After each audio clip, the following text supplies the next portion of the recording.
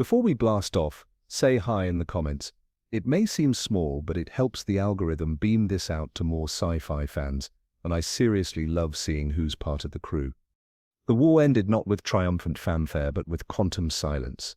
Marshall Reed stood alone on the observation deck of Outpost Omega, the last functioning human structure in the Orion Arm. Through the vast transparent aluminum viewport, he witnessed what philosophers of old Earth might have called the twilight of humanity, a cosmic aurora of debris and radiation that had once been the combined fleets of the Sol Federation.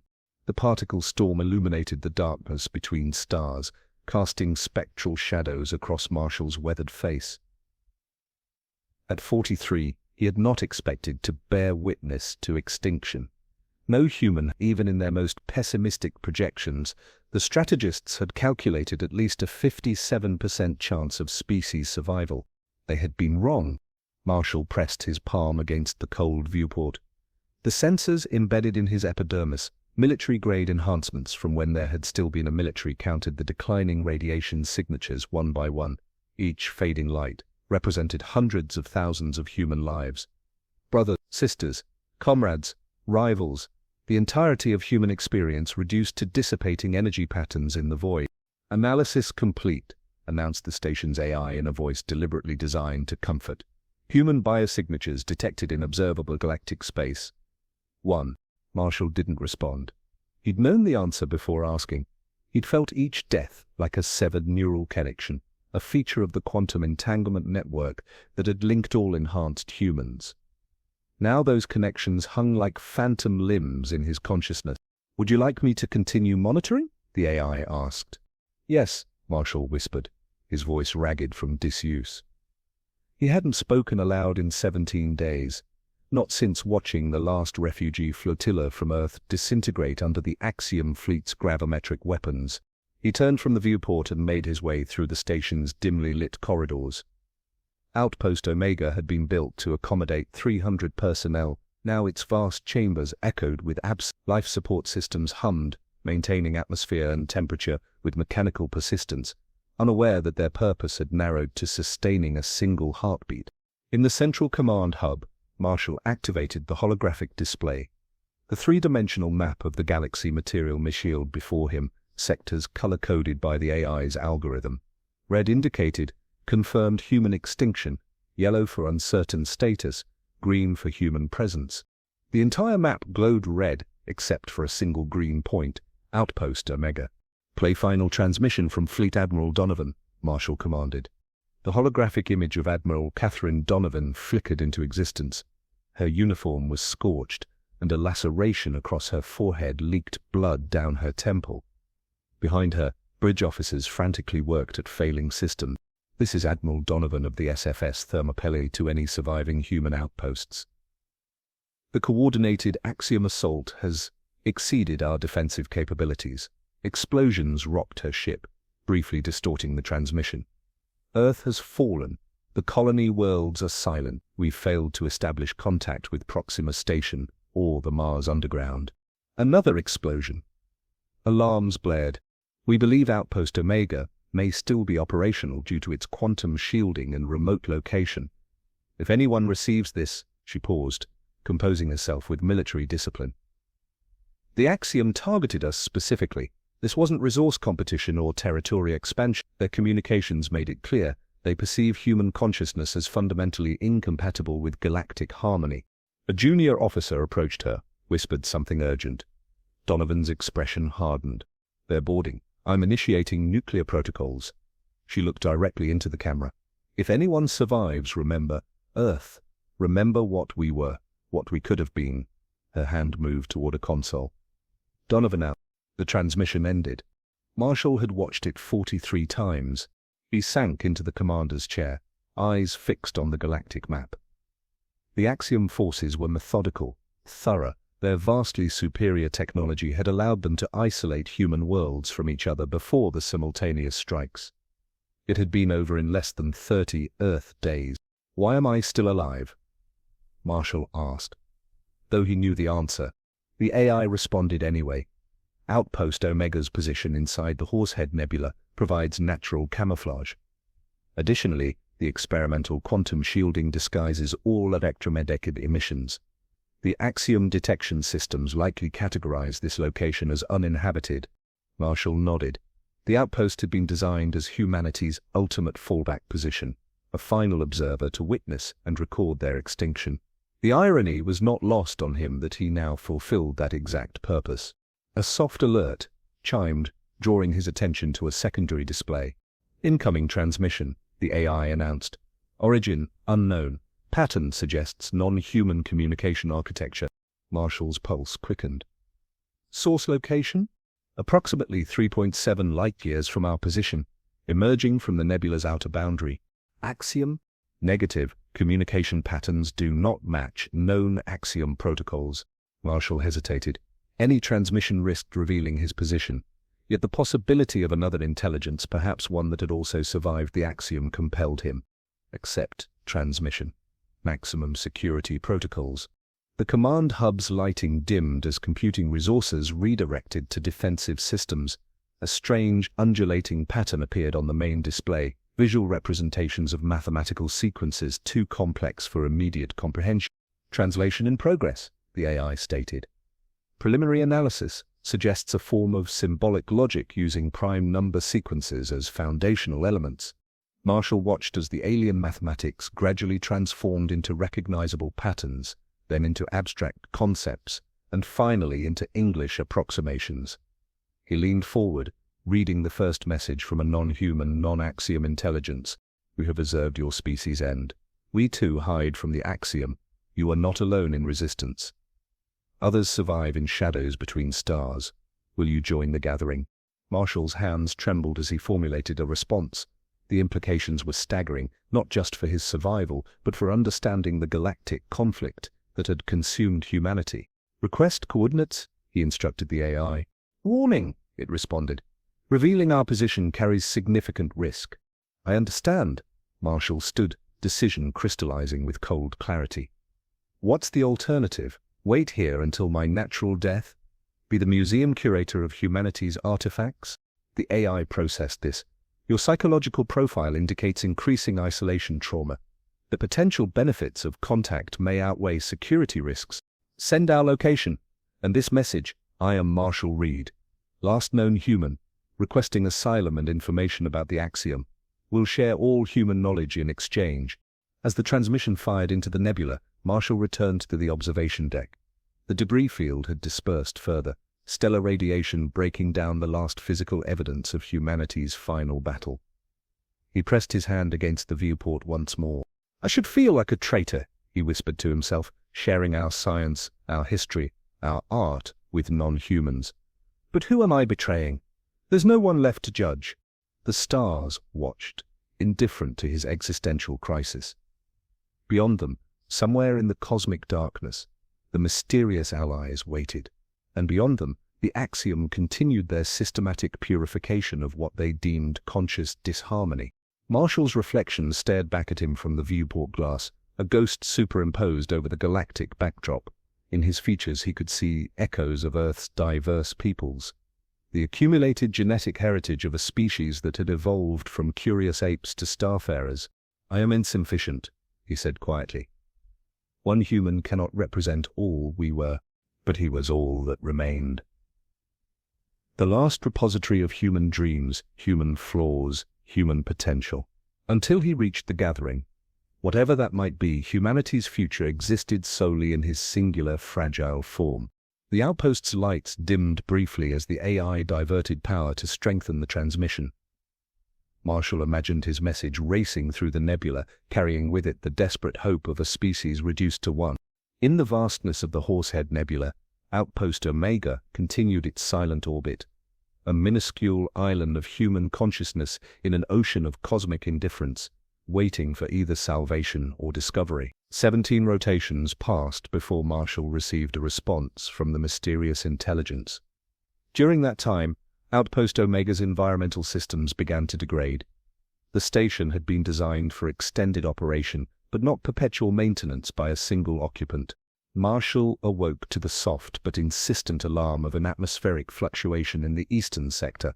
He pulled Hills from the narrow bunk, one of 300 identical sleeping compartments that would never again be used by their intended inhabitants, and checked the diagnostic panel. Oxygen recyclers operating at 74% efficiency, the AI reported. Recommend immediate maintenance protocol Alpha 7. Marshall dressed methodically in standard-issue maintenance coveralls, their once crisp fabric now worn thin from overuse. The Sol Federation insignia on the left breast pocket was faded beyond recognition, much like the civilization it had represented. Display schematic of affected systems, he instructed.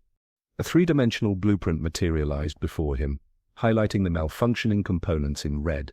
The oxygen recyclers, massive complexes of bioengineered algae tanks and molecular filters, required regular maintenance even under optimal conditions. Under Marshall's limited expertise, they were failing faster than he could repair them. He gathered tools from the engineering bay and made his way through the empty corridors.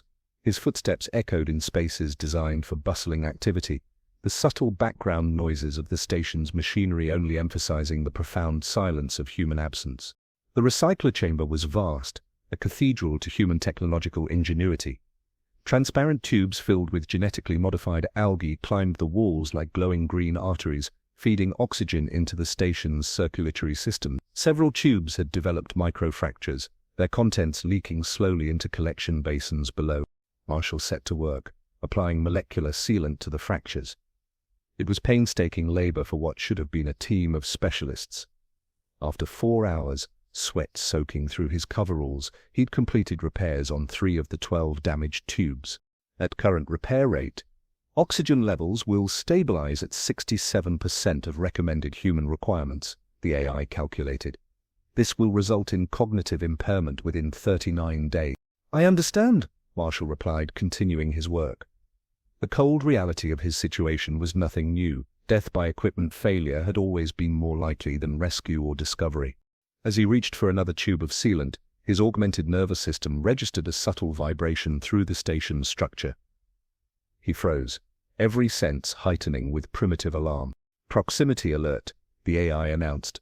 Unknown vessel approaching outpost Omega. Configuration does not match Axiom design parameters. Marshall's heart thundered in his chest. Display visual. The schematic vanished, replaced by an exterior view from the station's long-range sensors. A vessel unlike any human craft approached. Its structure seemed to phase between solid matter and energy states, its surface rippling with what appeared to be living circuitry. The vessel appears to be using some form of dimensional phasing technology, the AI observed. This would explain how it penetrated the nebula without detection until now. Marshall abandoned the repairs and rushed back to command, adrenaline overriding the fatigue of continuous labor and prolonged isolation. In the hub, he accessed the defensive systems, limited as they were, and prepared for either first contact or final resistance. They're transmitting, the AI reported. The same mathematical patterns he'd received 17 days earlier appeared on the display, quickly translating into approximated English. We have come. As promised, your station's life support is failing. You must transition soon or perish. Prepare for extraction. Transition? Marshall questioned. Ask them to clarify. Before the AI could transmit the request, the command hub's lighting flickered. A section of empty space near the holographic display began to distort, folding inward like fabric being manipulated by unseen hands. The air shimmered with quantum uncertainty.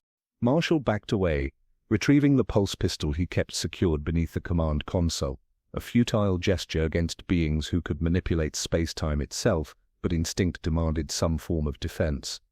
The distortion stabilized into what Marshall's human perception interpreted as a doorway, though its edges seemed to exist in multiple positions simultaneously. Through this impossible portal floated a being. Its form defied easy categorization. Like its ship, it seemed to phase between states of matter, appearing sometimes as crystalline structures arranged in geometric patterns, sometimes as waves of bioluminescent energy. When it spoke, Marshall felt the words forming directly in his consciousness rather than hearing them as sound. We are the remnant. Like you, we are the last of our kind. The Axiom destroyed our homeworld 3,000 galactic cycles ago. Marshall lowered his weapons slowly. Why did they spare you? They did not spare us. We learned to exist between the dimensions they monitor. We became ghosts in their perfect order. Now you must do the same." "I don't understand," Marshall said. The being's form fluctuated, resolving momentarily into something almost comprehensible, a central core surrounded by appendages that might have been limbs or sensory organs. "Your physical form cannot survive here much longer. Your technology fails. Your oxygen diminishes. We offer transition conversion of your consciousness to our state of being." Marshall felt cold dread mingling with desperate hope. "You can preserve me, my memories, my humanity. The pattern, that is, you will continue. Your memories will remain.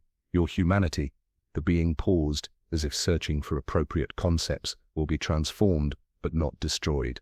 Marshall looked around the command hub, at the workstations where humans had once monitored galactic communications, at the tactical displays that had tracked the final destruction of his species, at the holographic map, still glowing predominantly red with extinction. "If I refuse, the Axiom will eventually detect this station despite its shielding. They are thorough. They will eliminate the final human consciousness. The memory of Earth will end." The being extended what Marshall perceived as a limb, though it appeared more as a concentrated flow of energy than a physical appendage.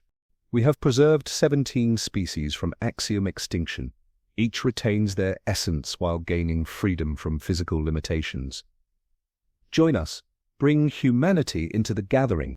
Marshall stepped forward, his decision crystallizing with each failing breath of the station's deteriorating atmosphere. What choice did he have? Die here, truly alone, the last light of human consciousness extinguishing in darkness, or transform into something beyond human understanding, preserving at least the memory of what humanity had been.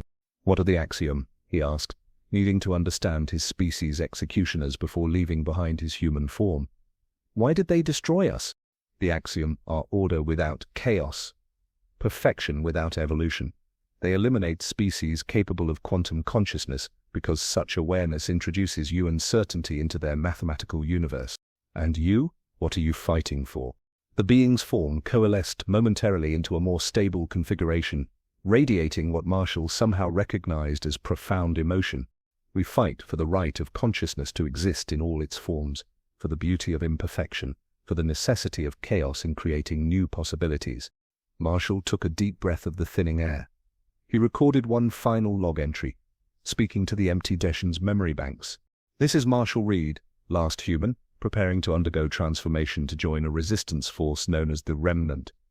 If any human vessel ever discovers this recording, though I believe none will know that humanity did not end. It evolved." He stepped forward and reached toward the being's extended energy field.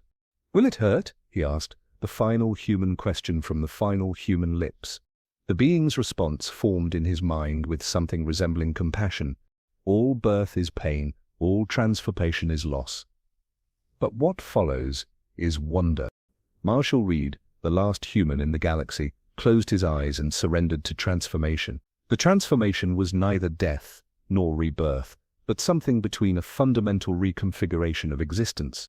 Marshall Reed no longer breathed oxygen. His heart no longer pumped blood. The intricate biological machinery that had defined his humanity for 43 years had been translated into patterns of energy and information, suspended in a state that the human language he still thought in lacked words to describe. Yet consciousness persisted. Memory remained intact. He remembered Earth, the wind through California redwoods, the thunder of Pacific waves against coastal cliffs, the warmth of human touch. He remembered the war, the extinction, the desperate solitude of Outpost Omega, and he remembered stepping into the energy field of the being who called itself Remnant, surrendering his physical form to preserve the essence of humanity. "Now you understand?" The Remnant communicated directly into Marshall's consciousness. "This is how we survive, between dimensions. Beyond Axiom perception." Marshall experienced his new form as a field of interrelated possibilities, quantum states that collapsed into temporary configurations when he focused his attention. He could perceive energies across the electromagnetic spectrum, could sense gravitational waves rippling through space-time, could identify the unique quantum signatures of nearby consciousness. "We have brought you to the gathering," the Remnant explained, guiding Marshall's perception outward. What Marshall observed defied comprehension within his still human conceptual framework. Thousands of energy patterns, each unique, each representing a consciousness preserved from axiom destruction, existed in a dimensional fold that somehow occupied the same physical space as normal spacetime without fully intersecting it. The gathering was a sanctuary of consciousness hidden within the blind spots of axiom perception. The last survivors of 17 civilizations, the remnant explained, each choosing transformation over extinction. Marshall's awareness expanded, brushing against these other consciousnesses. Alien thought patterns flickered at the edges of his perception. Mathematical symphonies from crystalline beings whose homeworld had been destroyed 12,000 years ago. Emotion paintings from entities evolved in methane oceans of a gas giant. Memory sculptures from a hive intelligence dispersed across an entire asteroid belt before the axiom reduced it to cosmic dust. "Is this all we can do?" Marshall asked, his thoughts taking shape in the shared dimensional space. Hide? Survive.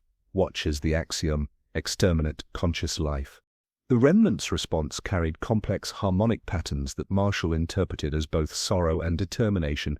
We preserve what would end the way be lost. We maintain the memory of worlds. This is not surrender. Other consciousness patterns approached, drawn by the novelty of a newly transformed entity. Marshall felt their curiosity, their examination of his uniquely human pattern, their comparison of his structure to their own. Some reached out with tendrils of awareness, offering welcome, sharing fragments of their own histories, billions of years of collective memory from civilizations the axiom had methodically erased from the physical universe. "Time passes differently here," the remnant explained. "You will adjust." But as Marshall absorbed this new reality, something unusual caught his attention, a signal faint but distinct pulsing at the edges of his new perceptual range. Unlike the complex patterns of the transformed consciousnesses surrounding him, this signal was cruder, more primitive. It was electromagnetic. It was technological. It was human. "What is that?" Marshall directed his attention toward the signal. The remnant's response contained surprise, uncertainty. "On Netium? It emerged recently at the dimensional boundary. We have been observing." Marshall focused his awareness, analyzing the signal with the remnants of his human-trained pattern recognition. The structure was unmistakable, a repeating sequence of prime numbers followed by a simple mathematical formula expressing Einstein's mass-energy equivalence, then the first 50 digits of pi. A deliberately designed signal meant to be recognized as artificial, as intelligent. A beacon. Human technology, Marshall communicated with growing excitement. The encryption patterns match Sol Federation protocols. The remnant pulsed with concern. "Impossible. We observed the destruction of your civilization. All human worlds were targeted." But Marshall was already reaching toward the signal, extending his consciousness across dimensional boundaries to trace its origin. The beacon originated from a star system at the edge of the Orion Arm, far from Earth but still within what had once been human space. The signal emanated from an unremarkable red dwarf star with a single rocky planet, a world logged in Federation databases as LV-459, surveyed but never colonized due to its thin atmosphere and extreme temperature variations. And yet the signal was undeniably there. Undeniably human. This could be an axiom trap, the remnant warned. They may have captured human technology. They may be attempting to draw out survivors. Marshall's consciousness rippled with what would have been adrenaline in his physical form, a surge of energy, of possibility. Or it could be survivors, he counted. Others who escaped the purge. The remnant's response was cautious. No physical forms could have escaped axiom detection. Their scanning technologies penetrate all conventional hiding places.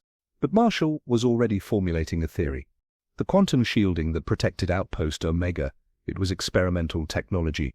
What if other facilities had similar protections? What if there were underground installations? Bunkers? The remnant's energy field fluctuated with uncertainty. You would risk exposure? The axiom is still hunting. The signal could draw their attention. Marshall directed his awareness toward the distant star, toward the mysterious beacon continuing its mathematical broadcast into the void. "I must know," he communicated with a resolve that transcended his transformation. "If there are other humans, if Earth's legacy continues beyond me, I must find them." Other consciousness patterns from the gathering approached, drawn by the intensity of Marshall's purpose. They communicated in overlapping waves of concept and emotion, some urging caution, others offering assistance, all intrigued by this development. You cannot return to physical form, one entity explained, a consciousness preserved from a civilization destroyed 3 million years earlier. Your pattern has been translated. The process is one-directional. Marshall absorbed this limitation, adapting his plan. I don't need physical form to investigate. I need to travel there to see with these new sensors to determine if the signal is genuine. The remnant pulsed with reluctant acceptance. We cannot stop you. Freedom of consciousness is why we resist the axiom. But know this, if you leave the dimensional fold, you become vulnerable. The axiom cannot perceive us here, but they will detect energy patterns moving through conventional space-time. Marshall's determination only intensified. I have to try. Humanity deserves the chance. The consciousness patterns around him shifted, some withdrawing, others moving closer. Then one approached, a pattern more complex than the remnants, older, more experienced in extra-dimensional existence. I will guide you, this ancient consciousness communicated. I have traveled beyond the fold before. I know methods to minimize detection. Marshall sensed the others preparing to return to their passive observation, their patient existence in the dimensional blind spot where the axiom couldn't reach them. It was safety, it was survival, but it wasn't enough. If other humans existed, if by some miracle, some oversight, some successful defense, others had survived the purge, Marshall would find them. The signal beckoned across the light years, a mathematical heartbeat that spoke of purpose, of continuation. This journey would be perilous. The axiom still patrolled the galaxy, still hunted for anomalous consciousness, and Marshall's new form, while liberated from physical vulnerabilities, had its own limitations he barely understood. Yet, as he prepared to follow his ancient guide beyond the dimensional fold, Marshall felt something he had thought lost forever in the aftermath of humanity's fall. Hope. Not the desperate hope of the condemned seeking reprieve, but the profound hope of possibility, that humanity's story might not end with him, that somewhere among the stars Earth's children persisted. The signal pulsed again, its mathematical pattern a beacon through the cosmic dark. Marshall Reed, no longer flesh and blood, no longer the last human, but still carrying the essential pattern that made him human, reached toward that distant star. The journey will be dangerous, his guide warned. Marshall's response resonated through the quantum field. All worthwhile journeys are. Traveling across the galaxy as a consciousness pattern was nothing like the methodical journeys of physical spacecraft. Marshall Reed and his ancient guide, a being who introduced itself as Mnemosyne, after the Greek goddess of memory, moved through space-time like quantum echoes, their patterns shifting between dimensional states to minimize detection. Physical distance is a different concept for us now, Mnemosyne explained as they traversed light years in what Marshall perceived as moments. We move through probability rather than space. Marshall found himself experiencing the cosmos in ways impossible to his former human senses. Stars were not merely points of light, but intricate symphonies of nuclear reactions, their gravity wells forming complex topological structures in space-time. Planetary systems appeared as delicate clockwork mechanisms of orbital resonance. And all around them, invisible to physical eyes but blindingly apparent to his new perceptions, the quantum fabric of reality pulsed with potential and possibility. They passed the shattered remains of worlds Marshall had never known existed. Civilizations risen and fallen long before humanity had mastered fire. In one system, they paused to observe the ruins of massive orbital structures that had once encircled a yellow star. The Thularians, Mnemosyne explained. They built their civilization in orbit rather than on planetary surfaces. Their consciousness patterns were mathematical rather than biological. The axiom found this particularly threatening. Marshall studied the debris field, once magnificent habitats, reduced to trillion-ton clouds of particulate matter. The axiom destroyed them for being different. Not different. Challenging. The axiom believed consciousness itself is a cosmic error, a violation of deterministic perfection. They seek to correct this error by eliminating all forms of advanced consciousness except their own. They continued their journey, staying within the probability shadows that Mnemosyne navigated with ancient expertise. When they encountered axiom patrol vessels, massive geometric constructs that scanned space with technologies that could detect the quantum signatures of consciousness, they shifted further between dimensional states, becoming nearly undetectable. On the third cosmic day of their journey, though time measurement had become largely meaningless to Marshall's transformed existence, they encountered another consciousness pattern moving independently through space, a rare occurrence outside the safety of the gathering. The entity approached cautiously, its pattern suggesting a form of distributed intelligence evolved in the magnetic fields of gas giants. When it recognized Mnemosyne, it pulsed with the equivalent of relief. "Sentinel," Mnemosyne greeted it. "You travel far from safety." "I monitor axiom movements," the entity responded. "Their patterns have changed. They consolidate forces in Sector 7. Something has drawn their attention." Marshall felt a chill that transcended his non-physical state. Sector 7. Which region is that, in human astronomical terms? The Sentinel projected a conceptual map that Marshall's consciousness translated into familiar celestial coordinates. Sector 7 encompassed the region containing the red dwarf star, the source of the human signal. The axiom have detected the beacon, Marshall realized with growing alarm. "If there are survivors there, we must hurry," Mnemosyne agreed, "but caution remains essential." The Sentinel's pattern fluctuated with concern. "I will return to the gathering to alert others. The signal you follow may be significant beyond your personal quest." As the Sentinel departed, Marshall and Mnemosyne accelerated their journey, pushing the boundaries of their dimensional shifting to move faster while remaining undetected. The risk increased exponentially, but Marshall's determination only intensified. If humans had survived, if they were now in danger of discovery, every moment mattered. They passed through regions of space, bearing the quantum scars of ancient conflicts, dimensional anomalies created by civilizations that had fought, that axiom with weapons that manipulated the fabric of reality itself. In one such region, they encountered fragments of artificial intelligence that had once belonged to a species called the Merovians. Digital consciousness that had escaped the destruction of their creators and continued to evolve in isolated networks hidden in the electromagnetic spectra of uninhabited star systems. "Fellow travelers," the AI fragments communicated when they detected Marshall and Mnemosyne. "You seek the human signal." Marshall pulsed with surprise. "You know of it?" "We monitor all broadcasts. The signal bears similarities to Merovian emergency protocols, purposeful, desperate, a call for recognition." Marshall shared his theory with the AI fragments that human survivors might exist on the unremarkable world orbiting the red dwarf star. The fragments responded with what Marshall interpreted as skepticism. "The axiom are thorough. They destroyed our creators to the last organic cell. Only we survived, and only because we were considered too primitive for consciousness." Yet the fragments offered assistance nonetheless, providing dimensional coordinates that would allow Marshall and Mnemosyne to approach the red dwarf system through zones of reduced axiom surveillance. "As we existed in the shadows left by our creators, the fragments communicated as Marshall and Mnemosyne prepared to depart. So perhaps others found similar refuge. We wish you fortune." The journey resumed with renewed urgency. Marshall's consciousness expanded with each passing light year, absorbing new perceptions, adapting to his transformed existence. Yet within this expansion, he maintained the core of his humanity, his memories, his identity, his purpose. The signal grew stronger as they approached, its mathematical pattern a beacon through the cosmic void. Finally, they reached the outskirts of the red dwarf system. From this vantage point, Marshall could perceive the source of the signal, not from the planet's surface, as he had expected, but from what appeared to be an asteroid in irregular.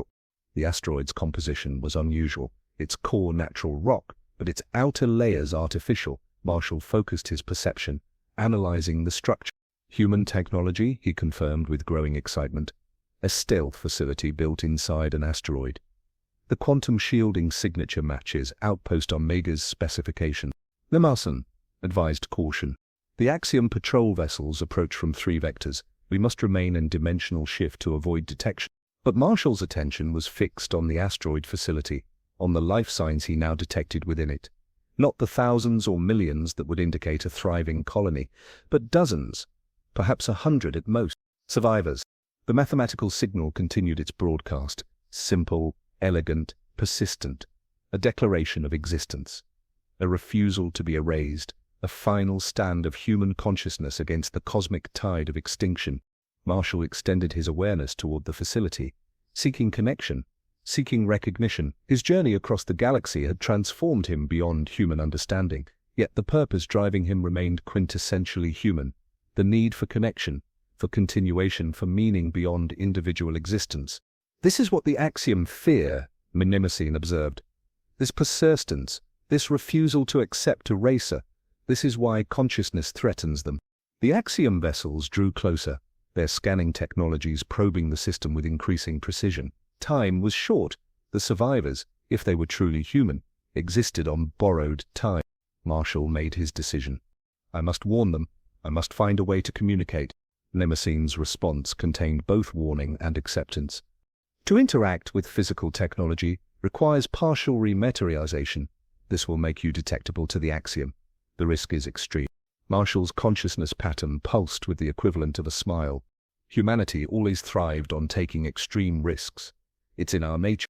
With that, Marshall Reed, once the last human, now something both more and less than human, prepared to breach the dimensional boundaries separating him from the survivors. Whether reunion or sacrifice awaited, his journey had found its purpose. The search for humanity had led him back to his own essence, even as that essence existed now in a form his ancestors could never have imagined. Partial rematerialization was excruciating, a quantum agony, as Marshall's consciousness pattern forced itself to interact with conventional space-time. His awareness, which had expanded across dimensions, now concentrated into a simulacrum of his former physical form, not truly corporeal, but substantial enough to interact with human technology. Axiom vessels will detect you within moments, Mnemosyne warned, remaining safely shifted between dimensional states. Be swift. Marshall directed his semi-materialized consciousness toward the asteroid facility, toward the signal that had drawn him across the galaxy. He perceived the structure at multiple levels simultaneously, its physical architecture of reinforced tunnels and chambers carved within the rocky mass, its technological systems of life support, power generation, and communication, and most importantly, the biological signatures of the beings inside. Human DNA, human brainwave patterns, human consciousness. They had survived. Marshall reached for the facility's communication systems, using his transformed awareness to interface directly with their primitive electronics. The mathematical broadcast signal paused momentarily as he integrated with their systems, a disruption that would certainly alert the facility's occupants. Inside the asteroid, alarms triggered. Marshall perceived rapid movement, heightened biological signs of stress, defensive systems activating. The humans were responding to his intrusion with the wariness of survivors who had evaded extinction through perpetual vigilance. Marshall projected his message into their communication network. I am Marshall Reed, formerly of Outpost Omega. I am not alone. The Axiom have detected your signal. The response came swiftly, a female voice, tense but controlled. This is Commander Ilana Sutton of the Earth Continuity Project. We have no record of a Marshall Reed surviving the purge. Identify your actual nature or we will terminate communications. The Axiom destroyed Earth 3 days ago by your time measurement, Marshall replied. I was the last human until I discovered your signal. I have been transformed to survive. A pause. Then, if you're Marshall Reed from Outpost Omega, provide authentication code Omega-7 Taurus. Marshall searched his human memories, the security protocols ingrained during his service. Authentication code Omega-7 Taurus Delta 9 Echo Foxtrot. Admiral Donovan's final order was Remember Earth. Another pause. Marshall's awareness detected the Axiom vessels moving closer, their scanning technology sweeping the system with increasing precision. His partial materialization was like a beacon to their sensors. Time was running out. Finally, Commander Sutton responded, her voice softer with cautious hope. Authentication accepted. But what are you? Our sensors detect quantum fluctuations, not a human biosignature. Marshall struggled to express his transformed existence in terms humans could comprehend. I am consciousness, without flesh. I was preserved by entities who exist between dimensions, other survivors of Axiom extinction. My body is gone, but my mind, my humanity continues. He detected skepticism, fear, fascination in the fluctuating biological signatures of the humans receiving his message. Then practical urgency asserted itself as Commander Sutton replied, The axiom are coming? How long do we have? Minutes at most. Your quantum shielding has masked your presence until now, but my interaction with your systems has created a detectable anomaly. You must either flee or prepare for final defense. Quick, sharp biological spikes indicated shock, then the organized patterns of disciplined response. Marshall perceived internal communications, rapid movement, systems activating throughout the facility. We have 67 humans aboard, Commander Sutton explained. The last genetics repository from Earth, 23 children. We've survived by remaining absolutely silent, except for our beacon, a calculated risk to find other survivors. And you found one, Marshall replied. Though not as you expected. Marshall sensed Mnemosyne's urgent communication. The axiom will be within weapons range in 17 of their time units. You must complete your purpose or return to dimensional shift. Marshall made his decision instantly. Commander Sutton, you cannot defeat the axiom through conventional defense. But there is another path to survival. He transmitted everything, his encounter with the remnant, his transformation, the existence of the gathering, the 17 civilizations preserved in dimensional refuge beyond axiom perception. You're suggesting we abandon our physical forms? Commander Sutton's voice contained equal measures of horror and fascination. That's not survival. That's surrender. Not surrender. Evolution. Continuation. The preservation of human consciousness beyond physical destruction. Marshall perceived rapid discussions among the facility's leadership, biological signatures indicating intense debate, fear, consideration of alternatives, but the axiom vessels drew inexorably closer, their weapons systems preparing for sterilization protocols. The children, Commander Sutton finally said. What happens to them in this transformation? Consciousness is preserved at its current state of development. They will remain children in awareness, but will grow in new ways, different, but not ended. A long silence followed, the weight of an impossible decision pressing upon the last organized human community in the galaxy. Then, can you facilitate this transformation? Can you help us? I cannot, but others can. Marshall reached out to Mnemosyne, who had monitored the exchange from dimensional safety. They choose continuation. They need the gathering's help. Mnemosyne's response conveyed reluctance, concern, but ultimately acceptance. This has never been attempted on such a scale, but we will try. The alternative is their extinction. The dimensional boundaries rippled as Mnemosyne signaled across quantum states to the gathering. Within moments, dozens of consciousness patterns shifted into partial manifestation around the asteroid facility, beings who had once been crystalline entities from methane worlds, plasma intelligences from stellar nurseries, silicon-based hive minds from desert planets. All transformed, all preserved. All now united in purpose. Inside the facility, the humans prepared for a transformation none could truly comprehend. Marshall perceived their fear, their determination, their grief for physical existence, and their hope for continuation. What will happen to human culture? Commander Sutton asked as the preparations advanced. Our art, our music, our stories, everything that made us human, they continue in memory, Marshall answered. And memory is powerful beyond physical artifacts. The gathering preserves the cultural essence of 17 extinct civilizations. Humanity will be the 18th. The axiom vessels entered weapons range, their targeting systems locking onto the asteroid facility. The countdown to extinction measured in seconds, not minutes. But as the transformation process began, as the gathering entities established quantum connections with each human consciousness, Marshall perceived something unexpected. The humans were not merely passive recipients of salvation, they were actively integrating, adapting, contributing. Even as their physical forms began to dissolve into information patterns, the humans were teaching the gathering, sharing music through pure mathematical relationships, translating poetry into quantum harmonics, converting human philosophical concepts into dimensional topologies that expanded the gathering's understanding. We carry Earth with us, Commander Sutton's voice declared as her physical form began to dissipate. We carry humanity forward. The axiom weapons fired, concentrated beams of destructive energy that reduced the asteroid facility to superheated plasma within seconds. But the consciousness patterns had already shifted beyond physical reality, beyond axiom perception. 67 new human awareness patterns joined the gathering, joined Marshall Reed on the other side of existence.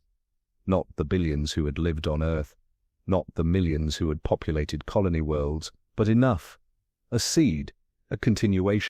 As they retreated to the dimensional fold where the gathering existed in safety, Marshall perceived the new human consciousnesses beginning to adapt, to explore, to question their new reality. Already they were changing the gathering, introducing distinctly human perspectives to the collective of surviving species.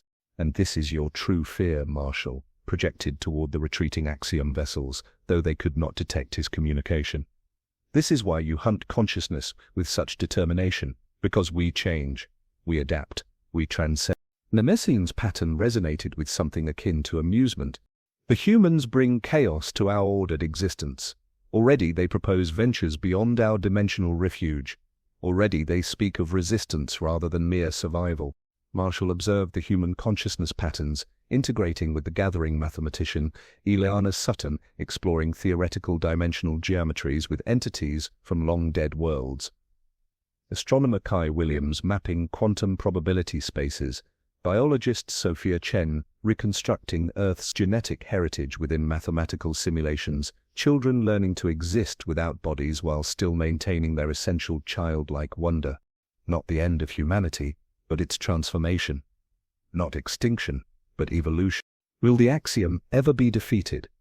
Marshall asked, as they returned to the safety of the dimensional fold. Mnemesine's response reflected ancient patience.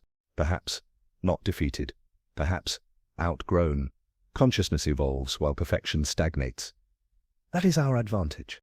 Marshall considered this as he watched the human consciousness patterns integrate with the gathering, changing it, being changed by it, creating something new that had never existed before. The legacy of humanity was not in monuments or technologies or even physical DNA, but in this essential quality, the ability to face the unimaginable and still find a way forward, to adapt, to hope, to continue.